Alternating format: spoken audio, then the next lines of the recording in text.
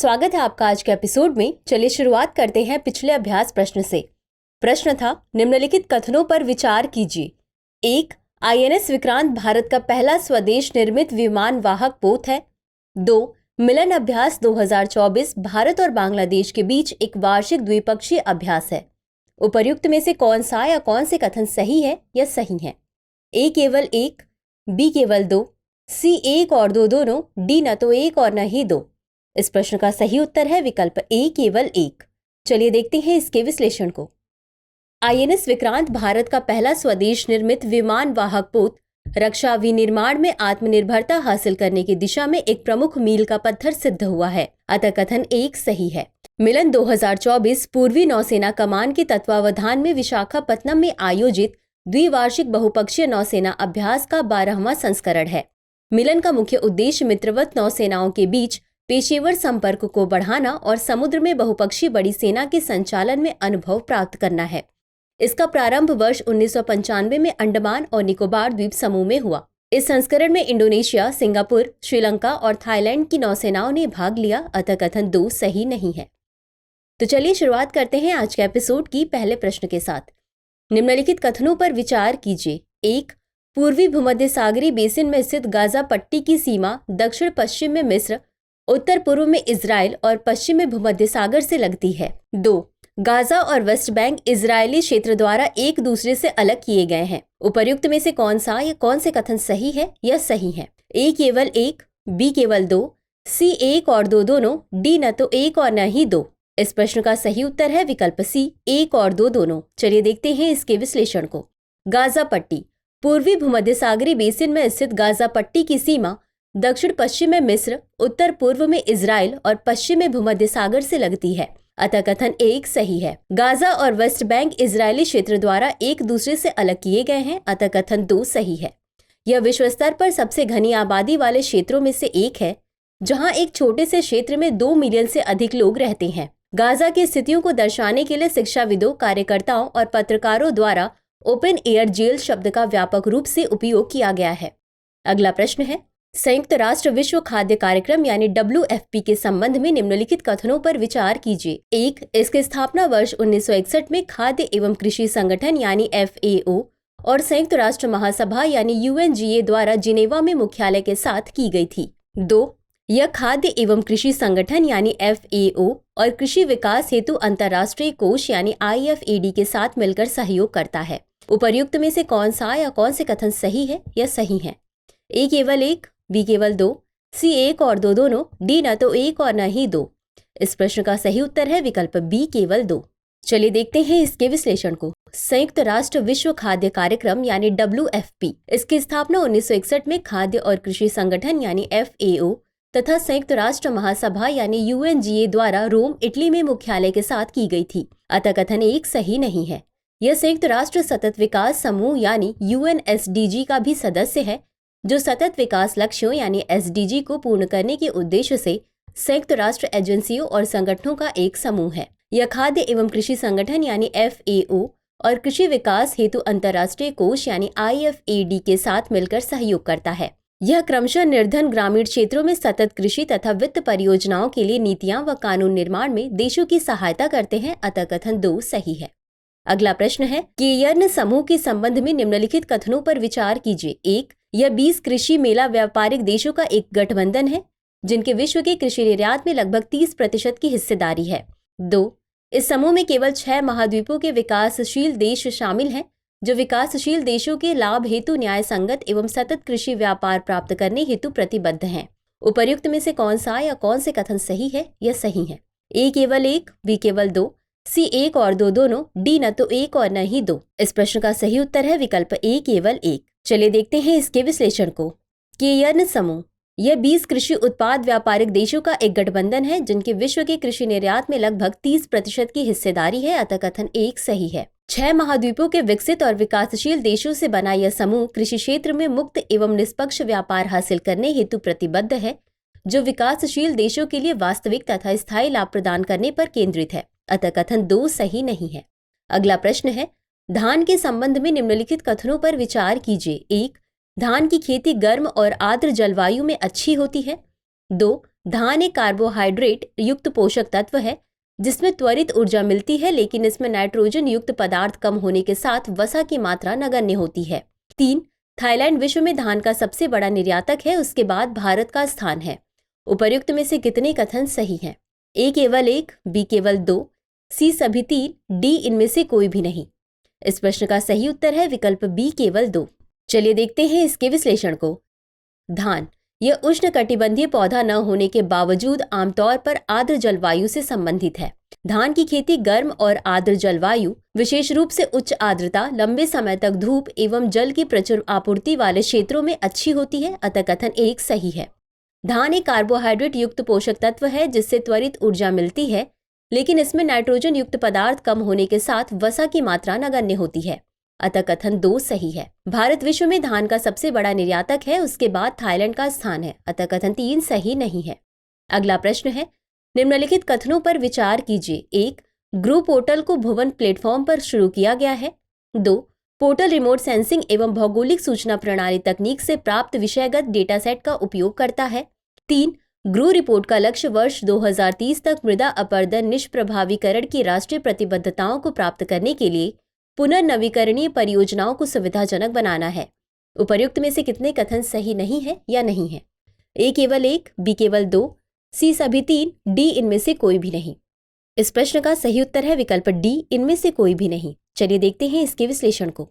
Grow portal को भुवन platform पर शुरू किया गया है जो कृषि वानिकी उपयुक्तता से संबंधित राज्य और जिला स्तरीय डेटा तक सार्वभौमिक पहुंच सुनिश्चित करता है, अतः कथन 1 सही है। पोर्टल रिमोट सेंसिंग एवं भौगोलिक सूचना प्रणाली तकनीक से प्राप्त विषयगत डेटा सेट का उपयोग करता है जो कृषि वानिकी उपयुक्तता को प्रभावित करने वाले कारकों पर व्यापक जानकारी प्रदान करता है, अतः कथन 2 सही है। ग्रो रिपोर्ट का लक्ष्य वर्ष 2030 तक 26 मिलियन हेक्टेयर बंजर भूमि को दोबारा से विकसित करना है, साथ ही 2.5 से 3 बिलियन टन कार्बन डाइऑक्साइड के बराबर अतिरिक्त कार्बन सिंक बनाना है, अतः कथन 3 सही है। अगला प्रश्न है, हरित नौका पहल के बारे में निम्नलिखित कथनों पर विचार कीजिए। 1. इसका उद्देश्य मेरीटाइम अमृतकाल विजन 2047 के अनुसार ग्रीन हाउस गैस उत्सर्जन को कम करना है। 2. दिशा निर्देशों के अनुसार सभी राज्यों को अगले 1 दशक में अंतर्देशीय जलमार्ग आधारित यात्री जहाजों या बेड़े में 50% और वर्ष 2045 तक 100% हरित ईंधन का प्रयोग करने का प्रयास करना होगा। उपर्युक्त कथनों में से कौन सा या कौन से सही है या सही है? ए केवल 1, बी केवल 2, सी 1 और 2 दोनों, डी न तो 1 और न ही 2। इस प्रश्न का सही उत्तर है विकल्प सी, 1 और 2 दोनों। चलिए देखते हैं इसके विश्लेषण को। हरित नौका पहल। पत्तन, पोत परिवहन और जलमार्ग मंत्रालय ने जनवरी 2024 में अंतर्देशीय जहाजों के लिए हरित नौका दिशा निर्देश जारी किए।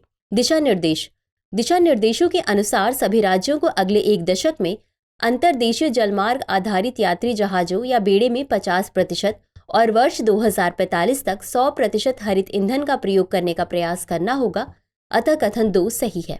इसका उद्देश्य मेरीटाइम अमृतकाल विजन 2047 के अनुसार ग्रीन हाउस गैस उत्सर्जन को कम करना है, अतः कथन 1 सही है। अगला प्रश्न है, मोरारजी देसाई के संबंध में निम्नलिखित कथनों पर विचार कीजिए। 1. प्रधानमंत्री के रूप में उनके कार्यकाल के दौरान भारत के संविधान का 44वां संशोधन अधिनियमित किया गया था। 2. उन्होंने व्यक्तिगत सत्याग्रह और भारत छोड़ो आंदोलन में सक्रिय रूप से भाग लिया। उपर्युक्त कथनों में से कौन सा या कौन से सही है या सही है? ए केवल 1, बी केवल 2, सी 1 और 2 दोनों, डी न तो 1 और न ही 2। इस प्रश्न का सही उत्तर है विकल्प सी, 1 और 2 दोनों। चलिए देखते हैं इसके विश्लेषण को। मोरारजी देसाई यह एक भारतीय राजनीतिज्ञ और कार्यकर्ता थे जिन्होंने वर्ष 1977 से वर्ष 1979 तक भारत के चौथे प्रधानमंत्री के रूप में कार्य किया। प्रधानमंत्री के रूप में उनके कार्यकाल के दौरान भारतीय संविधान का 44वां संशोधन अधिनियमित किया गया था, अतः कथन 1 सही है। सविनय अवज्ञा आंदोलन के दौरान मोरारजी देसाई कांग्रेस में शामिल हुए। उन्हें 3 बार कारावास की सजा दी गई और उन्होंने व्यक्तिगत सत्याग्रह तथा भारत छोड़ो आंदोलन में सक्रिय रूप से भाग लिया, अतः कथन 2 सही है। वह वर्ष 1952 में बॉम्बे के मुख्यमंत्री बने और वाणिज्य तथा उद्योग मंत्री और तत्कालीन वित्त मंत्री के रूप में भी कार्य किया। उन्होंने कामराज योजना के तहत अपने पद से इस्तीफा दिया और प्रशासनिक सुधार आयोग की अध्यक्षता की। वर्ष 1977 में उन्होंने प्रधानमंत्री का पद ग्रहण किया। अगला प्रश्न है, national mission on sustaining Himalayan ecosystem के संबंध में निम्नलिखित कथनों पर विचार कीजिए। 1. इसे वर्ष 2010 में शुरू किया गया था, परंतु सरकार द्वारा औपचारिक रूप से वर्ष 2014 में इसे अनुमोदित किया गया था। 2. इसमें केवल 11 राज्य शामिल हैं, जिनमें हिमाचल प्रदेश, उत्तराखंड, सिक्किम, अरुणाचल प्रदेश, नागालैंड, मणिपुर, मिजोरम, त्रिपुरा, मेघालय, असम और पश्चिम बंगाल शामिल हैं। उपर्युक्त में से कौन सा या कौन से कथन सही है या सही है? ए केवल 1, बी केवल 2, सी 1 और 2 दोनों, डी न तो 1 और न ही 2। इस प्रश्न का सही उत्तर है विकल्प ए केवल 1। चलिए देखते हैं इसके विश्लेषण को। National mission on sustaining Himalayan ecosystem यानी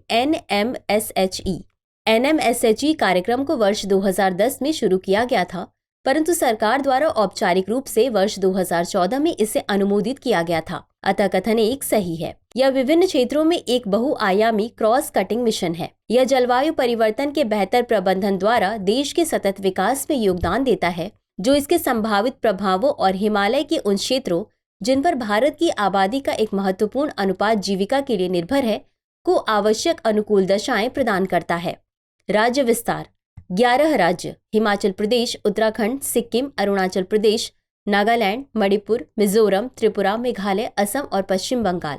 2 केंद्र शासित प्रदेश जम्मू कश्मीर और लद्दाख। अतः कथन 2 सही नहीं है। अगला प्रश्न है, महत्वपूर्ण खनिजों के संबंध में निम्नलिखित कथनों पर विचार कीजिए। 1. Centre of excellence on critical minerals यानी CECM की भूमिका प्रत्येक 3 वर्ष में भारत के महत्वपूर्ण खनिजों की सूची को अद्यतन करना और समय समय पर महत्वपूर्ण खनिज रणनीति को अधिसूचित करना है। 2. खनिज विदेश इंडिया लिमिटेड यानी KABIL एक संयुक्त उद्यम कंपनी है। उपर्युक्त कथनों में से कितने सही हैं या सही हैं? ए केवल 1, बी केवल 2, सी उपरोक्त सभी, डी इनमें से कोई भी नहीं। इस प्रश्न का सही उत्तर है विकल्प सी, उपरोक्त सभी। चलिए देखते हैं इसके विश्लेषण को।